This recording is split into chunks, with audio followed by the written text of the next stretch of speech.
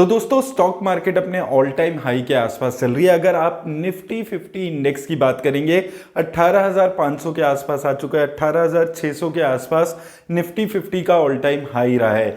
अब इस समय पे काफी सारे इन्वेस्टर्स के सवाल आते हैं कि म्यूचुअल फंड्स में उन्हें इन्वेस्ट करना है, लमसम पैसा वो इन्वेस्ट करना चाहते हैं, तो किन म्यूचुअल फंड्स में इस वक्त इन्वेस्ट करना चाहिए।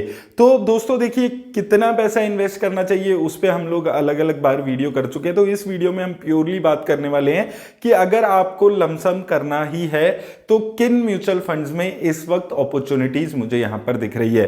तो देखिए, निफ्टी 50 इंडेक्स को अगर आप देखेंगे ऑल टाइम हाई के आसपास पहुंच चुका है, लेकिन उसके बाद भी मार्केट में अभी भी काफी अपॉर्चुनिटीज अवेलेबल हैं। अब अगर मैं इस मार्केट को देखता हूं तो यहां पर 2017-18 की मार्केट नजर आती है, जहां पर निफ्टी 50 इंडेक्स को छोड़ के कोई भी इंडेक्स कुछ खास रिटर्न्स नहीं दे रहा है। तो अगर आपको अभी इन्वेस्ट करना है तो सबसे पहले हम चलते हैं स्मॉल कैप इंडेक्स में। स्मॉल कैप इंडेक्स ने अपना ऑल टाइम हाई 12,000 के आसपास लगाया था, जो अभी 9,800 के आसपास चल रहा है। तो यहां पर अभी भी अच्छी खासी गिरावट आई हुई है अगर आप ऑल टाइम हाई से देखते हैं।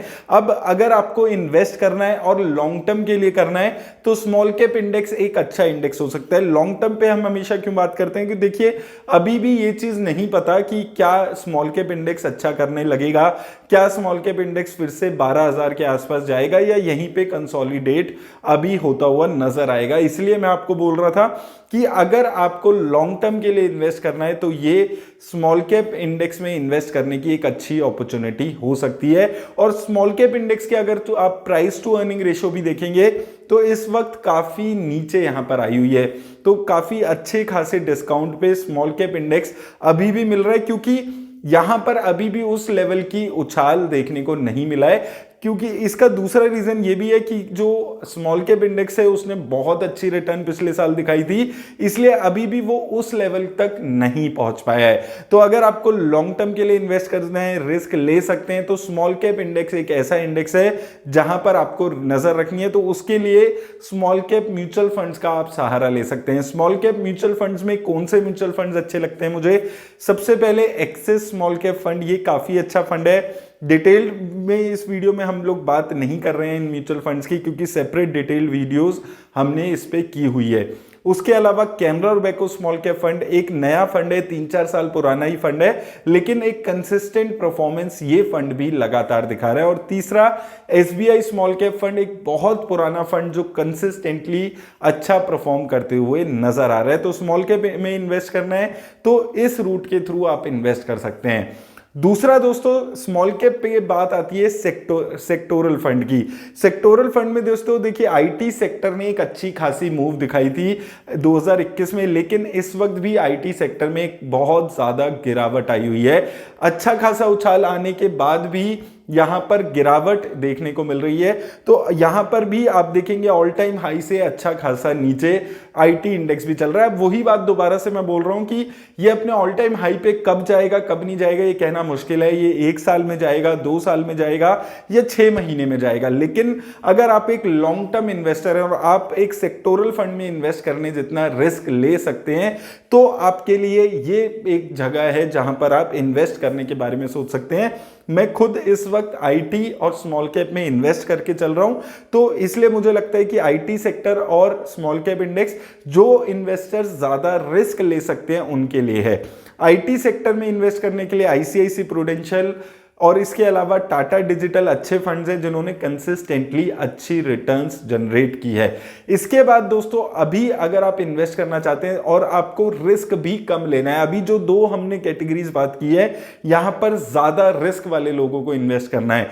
अगर आपको कम रिस्क लेना है तो निफ्टी जूनियर यानी कि निफ्टी नेक्स्ट 50 इंडेक्स को भी अगर आप देखेंगे, ये भी अपने ऑल टाइम हाई से अभी भी 10% के आसपास नीचे है। और इसके साथ साथ अगर आप इसकी प्राइस टू अर्निंग रेशियो देखेंगे, ऑन एन एवरेज 35 के आसपास प्राइस टू अर्निंग रेशियो 5 साल की इसकी है, जो अभी गिर के काफी नीचे इस वक्त आई हुई है।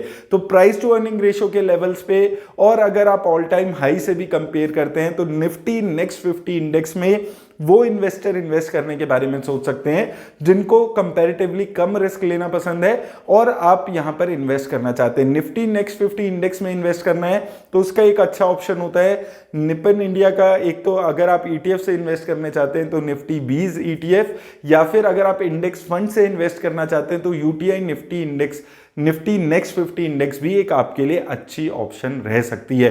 तो दोस्तों देखिए, निफ्टी 50 को अगर आप छोड़ देंगे तो वहां पर ऑल टाइम हाई लगाया हुआ है, लेकिन उसके अलावा बहुत सारे म्यूचुअल फंड्स है, बहुत ज्यादा कैटेगरीज है जहां पर अभी भी अच्छी खासी गिरावट है, जहां पर आप इन्वेस्ट करके चल सकते हैं। लेकिन आने वाले 6 महीने स्टॉक मार्केट के लिए वॉलेटाइल रह सकते हैं, तो एक साथ सारा पैसा इन्वेस्ट करने से थोड़ा आपको बचकर चलना है। ये मैं चीज आपको बार बार बोलते हुए आ रहा हूं, तो इसको एज अ वार्निंग आप लीजिए और सारा पैसा एक साथ स्टॉक मार्केट में किसी भी मार्केट कंडीशन में आपको नहीं लगाना है, उस चीज को आपको ख्याल रखिए। लेकिन अगर आपको लमसम करना भी है तो इन म्यूचुअल फंड्स में आप लमसम करने के बारे में सोच सकते हैं, एक अच्छी ऑप्शन है। ज्यादा रिस्क लेने वाले इन्वेस्टर्स के लिए small cap IT, come risk लेने वाले इन्वेस्टर के लिए निफ्टी नेक्स्ट 50 इंडेक्स यहां पर अच्छी ऑप्शंस देता हुआ नजर आता है। उसके साथ मिड कैप इंडेक्स भी है, वहां पर भी 10-12% की गिरावट है अभी भी ऑल टाइम हाई से, तो वहां पर भी अपॉर्चुनिटीज आप यहां पर देख सकते हैं और इन सब में आप इन्वेस्ट करने के बारे में सोच सकते हैं। लेकिन आपको एक चीज याद रखनी है, ये वीडियो किसी भी तरह की रिकमेंडेशन नहीं है किसी भी म्यूचुअल फंड में इन्वेस्ट करने की। आप अपने रिस्क के हिसाब से ही किसी भी म्यूचुअल फंड में इन्वेस्ट करें। उम्मीद करता हूं इस वीडियो से आपकी हेल्प होगी। वीडियो से हेल्प हुई हो तो वीडियो को लाइक और शेयर जरूर कर दें। धन्यवाद दोस्तों।